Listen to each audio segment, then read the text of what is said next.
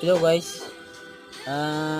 Ito next big video ko na nag-repair ako ng hagdan kasi masyadong mataas ito. Kasi ayaw ng may-ari ng sobrang taas. Dinagdagan ko ng isang step. Ayan o, tingnan mo. Ayan, dinagdagan ko ng isang step. Ayan o. Pati yung nandun sa taas. Ayan, may landing kasi eh.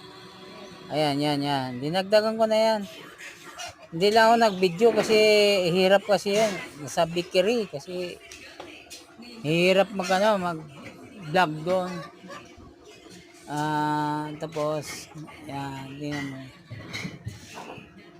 Oh, tapos nag-abono pa ako ng ng bakal kasi meron akong bakal sa bahay na 2x4. Dinagdagan ko na lang.